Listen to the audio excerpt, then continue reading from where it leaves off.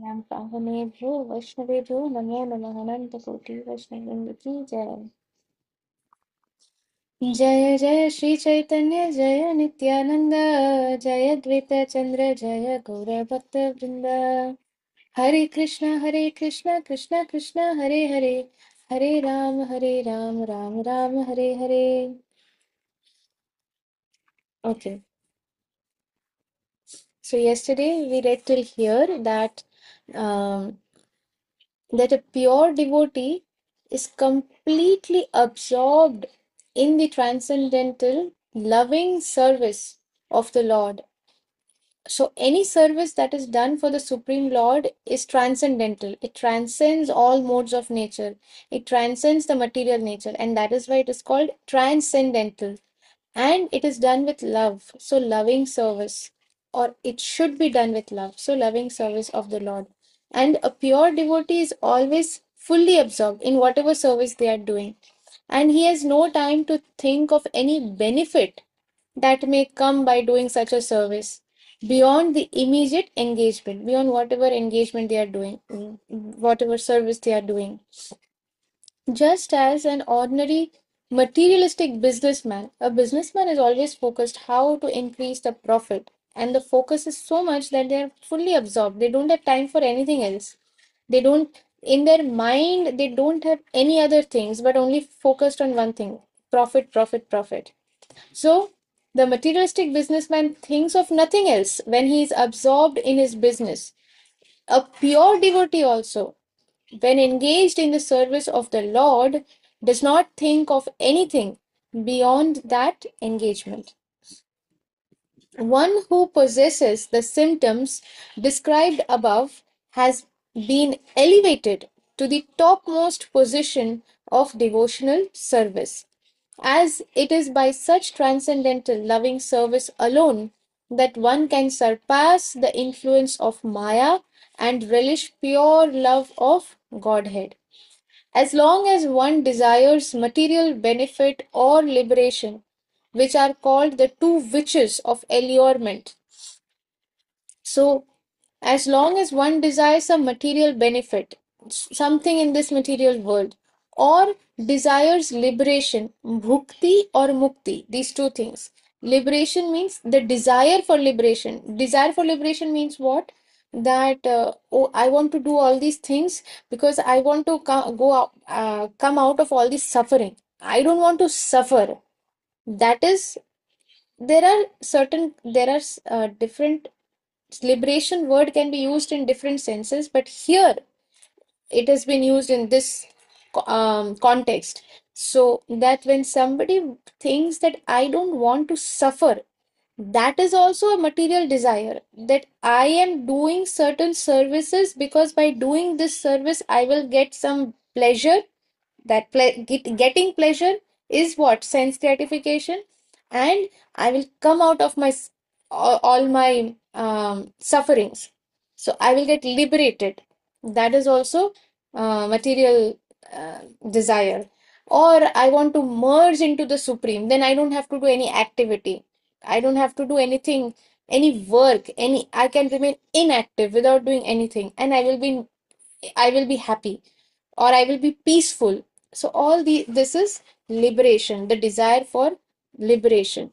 These two are called witches of allurement. These witches, they allure us that, oh, think about us, think about us. If somebody has these two desires, then they will not be able to relish the taste of transcendental loving service to the Supreme Lord. As long as we have any material desire, or as long as we have the desire for some material benefit, or as long as we have the desire for liberation, we will not be able to relish the taste, or that is, we will not get ruchi, we may not get the taste of this transcendental loving service to the Supreme Lord. There are three stages of devotional service. The first is the beginning stage of cultivation. The second is the realization of service. And the third is the supreme stage, which is the attainment of love of Godhead. So earlier we had read about Sambandha Vigraha, then Prayojan and Abhidya. No, Sambandha, Abhidya and Prayojan. So Sambandha means first is to understand our relationship with the Supreme Lord. So that is the beginning stage of cultivation. Abhidya is the second, where realization of service, that we are eternal servant and we have to serve the Lord. And the third is the supreme stage, where where we attain the love of Godhead. So everything we do is out of love, is unconditional love, and it is spontaneous love. It is not that we have to think that we love God and then we are doing something. It is spontaneous. We can't think anything other than the best, how we can serve Krishna, what is going to please Krishna, what we can do for Krishna. So that is spontaneous. So that is the third stage, which is prayojan. There are 9 different methods of cultivating devotional service: hearing, chanting, remembering, etc. So, Shravanam, Kirtanam, Smaranam, Vishnu Smaranam, Padasevanam. So, all these processes are employed by the neophyte in the first stage. If one is engaged in chanting and hearing with devotion and faith, his material misgivings gradually become vanquished. As his faith in devotional service increases more and more, he becomes assured of a higher perfectional position. In this way, one becomes firmly fixed in devotional service, increases his taste for it, becomes attached to it, and feels ecstasy, which is the preliminary stage of love of Godhead. When somebody starts feeling ecstasy, that is the preliminary stage of love of Godhead. Now, ecstasy is also felt by neophytes in the beginning, because neophytes in the beginning, since they're very new, they are meeting the Vaishnavas for the first time, they are hearing everything for the first time, so everything is new and everything is very, they can appreciate everything very nicely.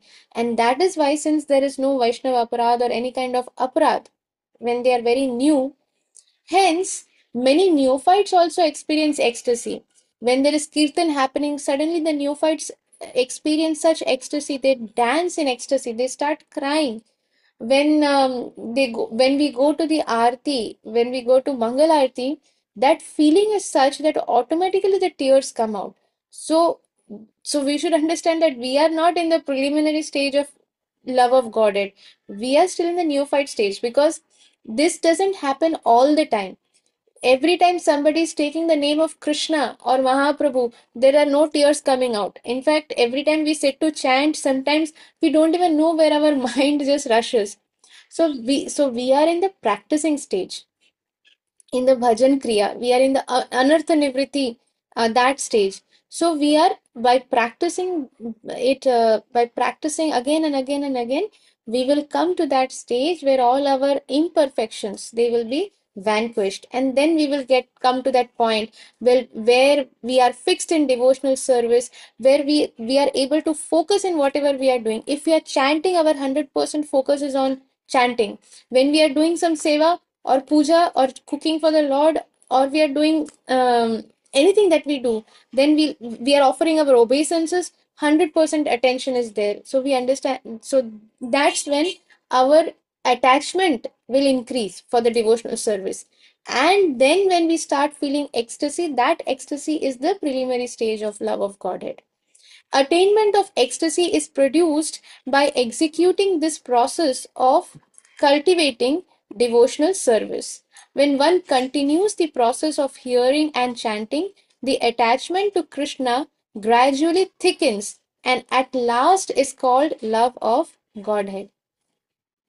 In the stage of transcendental love of God, there are further developments known as transcendental affection or emotion, ecstasy, and extreme and intense attachment. So these are technically known by the terms rag, anurag, bhav, and mahabhav. This mahabhav, this is actually where our Srimati Radharani, uh, she has Mahabhav, and therefore when Mahaprabhu came, Since he was in the mood of Srimati Radharani, that is why he also exhibited Mahabhav in in several instances. The progress from one stage to another is like the thickening of sugarcane juice. In the first stage, sugarcane juice is a thin liquid. When the sugarcane juice is taken out, it is a thin liquid which we also can drink, which we drink, the sugarcane juice. But with the process, by evaporation, it becomes thicker and thicker. Then it turns into molasses. And then, uh, still furthermore, when it is evaporated and when it is, with that process, what happens? The molasses also turns into granules of sugar. Then it becomes rock candy, those misri, and so on. Just as sugarcane juice progresses from one stage to another, similarly, this transcendental love for the Supreme Lord also develops by stages.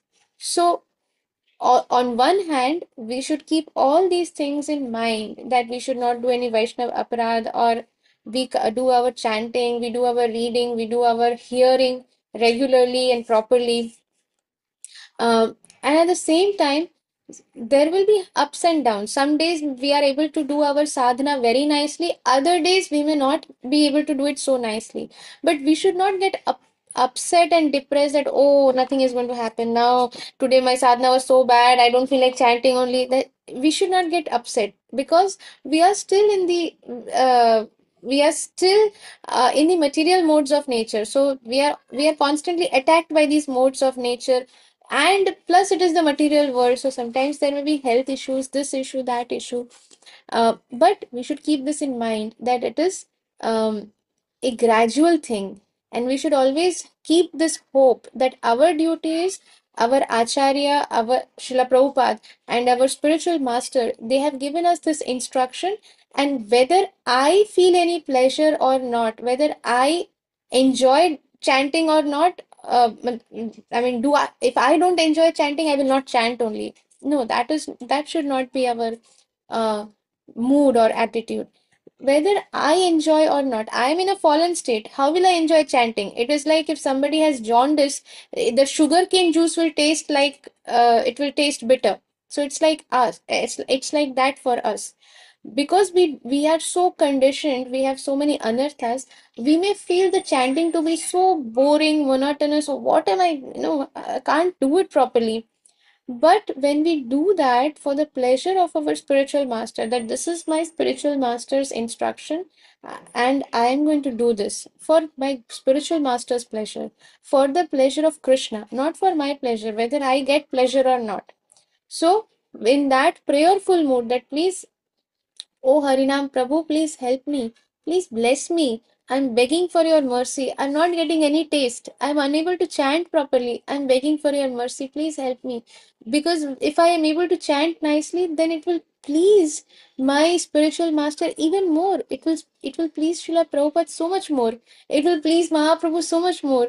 So please bless me. Like that, in prayerful mood, when we chant, and whether it is good chanting, bad chanting, whether we are enjoying it or not, but when we do it in this way, the devotional service should go on. Our services should not stop.